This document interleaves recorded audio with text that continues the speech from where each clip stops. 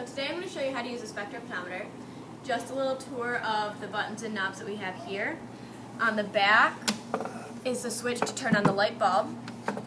The front is the on-off knob and the adjusting the transmittance to 0.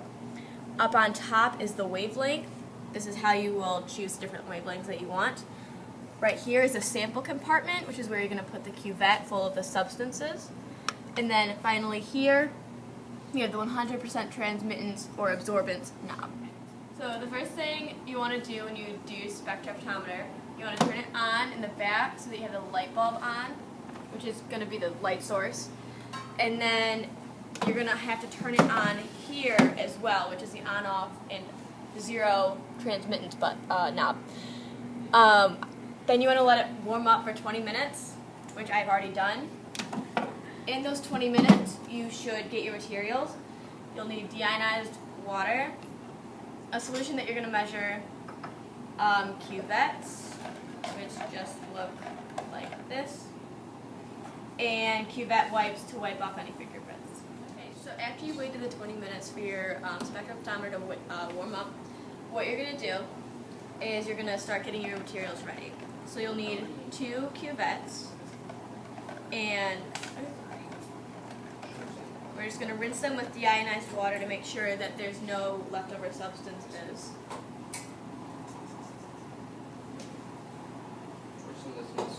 Alright. And then this one. We should do it very much. Actually, we should fill it all the way to the top, shouldn't we? Next, what you're going to do is you're going to fill this with deionized water until you reach the bottom of the square right there. Once you reach that point, there's enough light, that's where the light's going to be going through, and so you don't need to add any more. So just about there, a little bit more. There we go. Then what you want to do, after you have that set up, we're going to come back to the spectrophotometer. We need to set this number, the transmittance, to 0 by using the 0 adjust knob, the 0 transmittance knob. And there we go. You want to add 0.0. See if it's doing that, then you need to keep fiddling with it. Okay, that should be good. And after that, you're going to set your wavelength to, let's say, 475.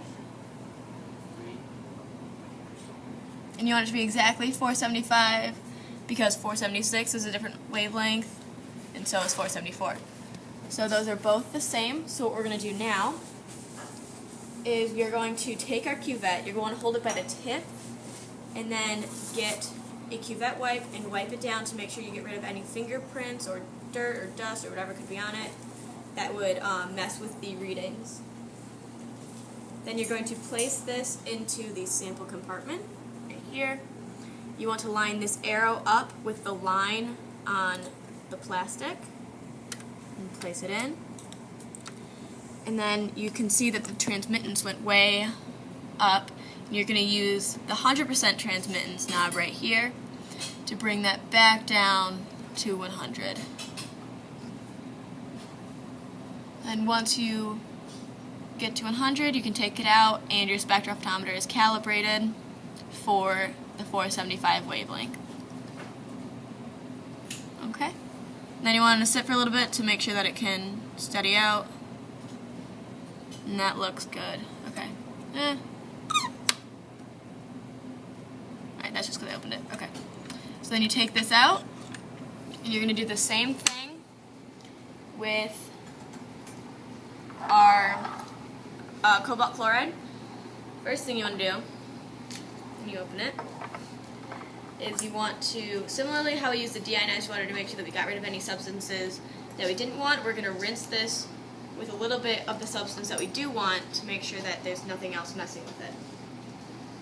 So just swirl it around and then let it fall out, and then rinse water. Then we're going to fill up to the bottom of this line with the cobalt chloride.